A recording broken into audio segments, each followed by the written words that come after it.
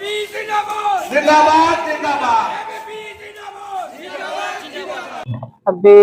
बातासिपुरा हरिसिङा समष्टि 32 नं हरिसिङा समष्टि सिङावहाय गोलैदों जों दिनै बेवहाय दाब दाब जायगायावहाय रायजोफोरखौ लोगो हमनाय महरै जोङो फिसा फिसा मिटिं लादों दाबथाम जायगायाव दिनै जोङो बातासिपुराव दङ बिनि सिगाङावहाय जोङो सान्तिपुराव लाखांबाय मोजां मोनदों खारन बे जायगायाव आं गोदान नङा दिनै एनडिएफबि दाजेननाय समनिफ्राय आरो जों बर' वुमेन जास्टिस फ्रन्टखौ दाजेननाय समनिफ्राय जों बेयावहाय एखेलेन्टारि जोङो 2 मास पर्यन्त थानानै रायजोजों जोङो लोगोआव थानानै मोबिलाइज खालामलांनाय जों बोजोबनिफ्राय बेवहाय गोबाव समनि उनाव रायजो राजाखौ लोगो मोननानै मोजां मोनदों बेयावनो जोंनि फाउन्डार जा जेनेरेल सेक्रेटारि दंमोन बोजोबनि बिथांनि मुङावबो मोनसे स्कुल दङमोन बेवहाय बे जायगायाव गासिबो रायजो राजाखौ लोगो मोननानै आरो गावनिनो समष्टिनि बाहागो हिसाबै मोननानै आं जोबोद मोजां मोनदों आरो गोबां गामिफोर दङ जोंनि बिटिआर सेसन जानाय जे नोंथाङा सरकाराव फैयोब्ला बे ओनसोलाव जिहेतु हा हुनि जेंनानि जितु जेंना दङ बे जेंनायानो दिनै हानि जेंना दिनै जों सानदोंमोन जे सथं मोनसे सोरखार जानायनि उनाव 6 गिदिरनि सिङाव मोननाय जि काउन्सिल बे काउन्सिला जिहेतु बियो सथं सोरखार जोंहा दिनै शासन बेबस्था मोनो बेयाव जोङो माखासे मोजां मोजां जोंनि सुबिदा जानाय बादि रायजो राजानि समस्याफ्रा समाधान जानाय बादि स्थायी भाबे समाधान जानाय बादि दिनै हानि खान्थि एबा एक्ट नीतिफोर बानायना लानो हायोमोन हाग्रामा बिफाननि नीति बानायना लानो हायोमोन जोंनि राव हारिमु जौगानायनि बेफोर दिनै बेबादि जोङो नोजोराव गोलैथावथाव बेबादि जेबो नीति बानायना लानो हायासै बेवहाय दिनै बे ओनसोलनि बातासि ओनसोलनिल' नङा दिनै ओजों सोनाबनि खिनियाबो बयनिख्रुइ गिदिर जेंनाजों मोगा मोगि जानांदों होनबा बे हानि जेंना आरो बेवहाय डेफिनेटलि जों बेयो माने बेखौ प्रायरिटि होगोन आरो बेखौनो जोङो सिगांहै नायजेननो नाजागोन दा बेनि बेलायावहाय इउपिपिएलनि अनगायै जुदि गुबुन सरकार दायोब्ला बे ओनसोलनि हा हुनि जेंनाफोरखौ सुस्रांनानै होनाय नङा बा बायदि बिथिंनि जिथु माब्रै मिथिनो बिसोरो रावबो दाबि खालामनो हाया बिसोर जुदि बे ओनसोलनिखौथ' दायो बे हाबदों गिबियै किन्तु बिदिब्ला ओजों जोंनिथिंनि हा हुनि मानोथो समस्याफोरखौ सुस्रांना होनो हायासै जेरै इउपिपिएलआ बुंदोंब्ला आं खोनायाखै जुदि नोंथांनिफ्राय खोनानाय मथेब्ला बिथांमोना सरकाराव फायाब्ला बेवहाय रावबो सुस्रांना होनो हाया बेखौथ' रावबो बुंनो हाया बिथांमोना जुदि बेखौनो मावदोंब्ला होमब्ला दिनै ओजों सोनाबहा थानाय गासैबो मोनबा डिस्ट्रिक्टआवहाय बहाथो फोजोबस्रांगोन बे समस्याखौलाय दिनै पर्बत जरानि मानसिफ्रा एभिक्ट खालामजानो गोनां जादों एभिक्ट खालामजानायनि जाहोना जादों बिथांमोना दिनै कास्टलेन्डआव दङ दिनै सरकारि हायाव दङ बहाथो समस्या जोबखो दिनै उदालगुरि बादियाव गिदिर मोनसे लिस्ट बानायनानै दङ दिनैहाय माबायाव मा होनना बुङो बेखौ चिरांफोरावहाय एभिक्सन जागासिनो दङ अब्ला बेफोरनि जेंनाखौ बहाथो फोजोबस्रांगोन बेफोर जाबाय बिथांमोना 90% हानि पाट्टानि फोरमान बिलाइखौ होबाय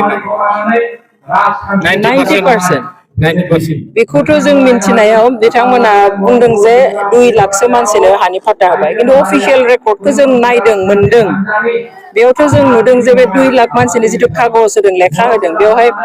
62,000निबो बांसिन मानसिनो जमाबन्दीसो होदों आरो 61,000नि बांसिन मानसिनो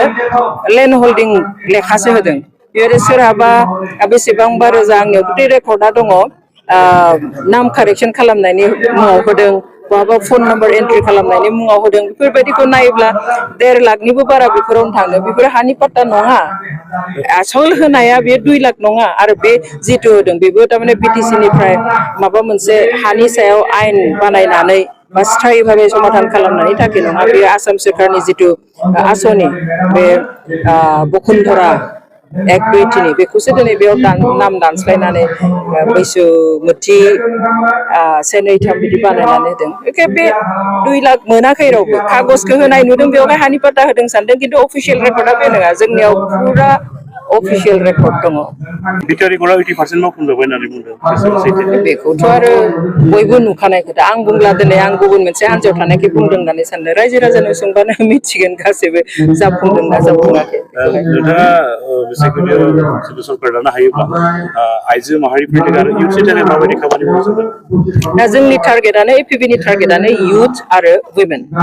लाइमोन आरो आइजोफोर खारन जों मिथिगौ दिनैनि लाइमोनानो गाबोन जोंनि समाजनि बिगोमा जाहैगोन अभिभाबक जाहैगोन बिसोरनो जोंनि हारिखौ समाजखौ नायहैगोन बेवहाय बे लाइमोनफोरखौ गोख्रों खालामनायनि बिबानाबो थायो आसलथे बिमाफोरनियाव आइजोफोरनियाव बेवहाय आइजोफोरखौ गोख्रों खालामनो नांगोन जाहाथे आइजोफोरनि गेजेरजों जोङो गोख्रों लाइमोनफोर मोनगोन आरो बे गोख्रों लाइमोनफोरा जोंनि समाज जोंनि इयुनखौ जाहाथे गोख्रोङै लाखिनो हायो बेवहाय जों बेसिकेलि आइजो आरो लाइमोननि गेजेराव जोङो खामानि मावगोन बेसेबां मानसि आवग्रिनो हागोन बायदि बेखौ आं बुङा खारन इलेक्सना बिसायख'थिया जोंनि आखायाव थाया रायजोनि आखायावसो थायो रायजोआ बेसेखौ हरनो सानो बेसेबां जों मोनगोन देग्लायनि बिटिसि बिसायख'थिनि महरखौ एसे आलादा रोखोमनि नुनो मोननाय जादों जे मोननैबो पार्टिनिफ्राय माने इउर'पियान बिलायनाय दा मेडामा मा कमेन्ट होनो सानो माबादि बिरोदा आं मिथिया जोंनोथ' इलेक्सन कमिसना बे इलेक्सनाव 10 लाखल' थाखा बाहायनो माने माबा खानानै होदों बिबां खानानै होदों जे सासे केन्डिडेटआ बे बिसायख'थिनि थाखाय जेसेबां बाहायनो हागोन बे बिबाङा जाबाय 10 लाख खिन्थु दिनै माबादि मोननैबो हान्जाया 10 लाखखौ बारहोनानै बोरै बिर होबाय थादों हेलिकप्टार बिरनायाथ' गिदिर खोथा नङा खिन्थु बे जिथु नियम खानानै होदों इलेक्सन कमिसना बेखौ बोरै बारनानै बेथ' 10 लाखाव जाया जों हा थाबायनानैबो गारि फिसा फिसा लाना गिदिंनानैबो जों 10 लाखनि बारबाय दासिम खिन्थु बिथांमोना हेलिकप्टार बिरहोनानै माबायदिहाय बेखौ मेनेज खालामदों मिन्थिया आरो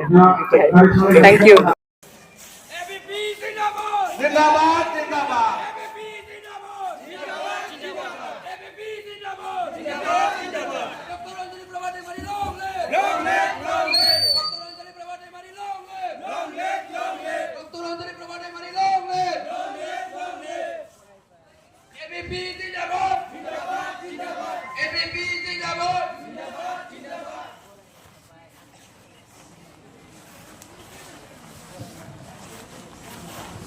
FPP long live. FPP जिंदाबाद. FPP देरहासार. जय FPP नि. जय FPP नि.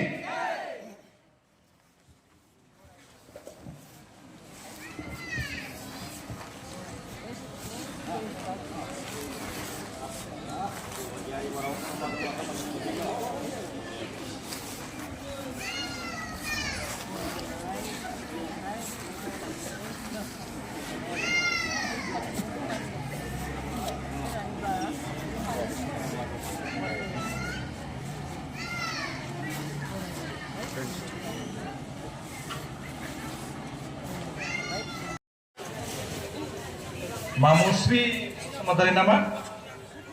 Umpai Hasina Basumatari Zilet Goyari